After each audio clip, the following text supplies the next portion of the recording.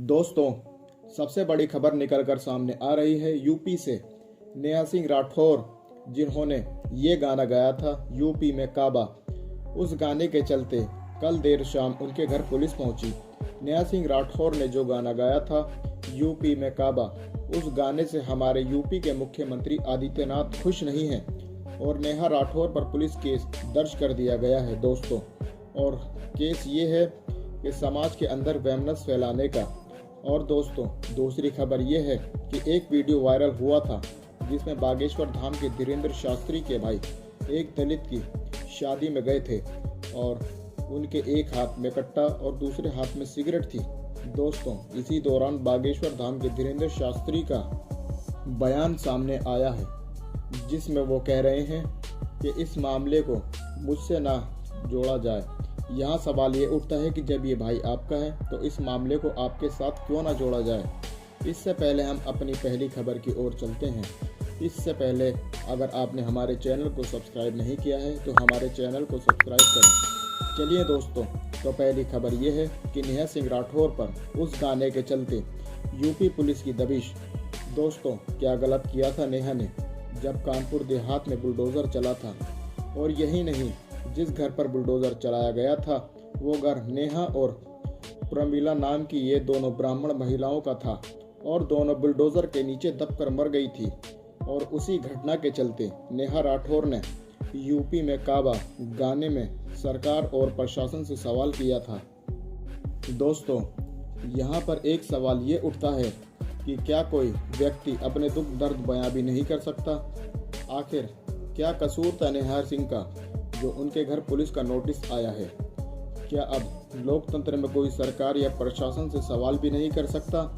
इसी तरह से प्रचार किया जा रहा है और एक लड़की को परेशान किया जा रहा है और दूसरी तरफ देश के प्रधानमंत्री ये नारा लगाते हैं अपनी रैलियों में, बेटी बचाओ और बेटी पढ़ाओ, सबका साथ सबका विकास। क्या मायने हैं इसके। क्या इसी तरह परेशान होती रहेंगी बेटियां। क्या इससे सरकार को कोई फर्क नहीं पड़ता। आखिर क्यों ये सारी बातें हो रही हैं। एक तरफ सरकार कहती है कि बेटियां बेटों से कम नहीं होती। आज एक बेटी ने आवाज़ उठाई तो उसकी आवाज़ को दबाया जा रहा है। जहां हमारा संविधान हमें बोलने की इजाज़त देता है, आर्टिकल 19 फ्रीडम ऑफ स्पीच, ये अधिकार हमारा संविधान हमें देता है। आज के इस समय में सरकार लोकतांत्रिक के नहीं बल्कि तानाशाही पर उतर आई है। मुद्दों पर काम न करके बल्कि लोगों को परेशान करने का काम आज की मौजूदा सरकार कर रही है। लोगों के घरों पर बुलडोज़र चलाना, लोगों की आवाज़ को दबाना इस सरकार को बखूबी आता है। आजकल की गोदी मीडिया सरकार से इस तरह के सवाल पूछती है। आप सुबह कितने बजे उठते हो, नाश्ते में क्या खाते हो, आम खाते हो या नहीं, ये कोई सवाल है। ये जो गोदी मीडिया पूछ रहा है, ये सवाल क्यों नहीं पूछता मीडिया। महंगाई, बेरोजगारी, भुखमरी, शिक्षा, महिलाओं की सुरक्षा, सारा पैसा सरकार विधायक खरीदने में लगाती है। अगर इन मुद्दों पर लगाती तो हमारा देश कहां से कहां पहुंच गया होता।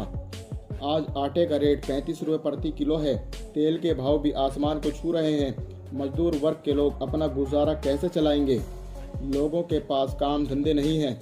सरकार कहती है पकोड़े बेचो। जिसने MBA किया है, BTech किया है, क्या वो पकोड़े बेचेगा।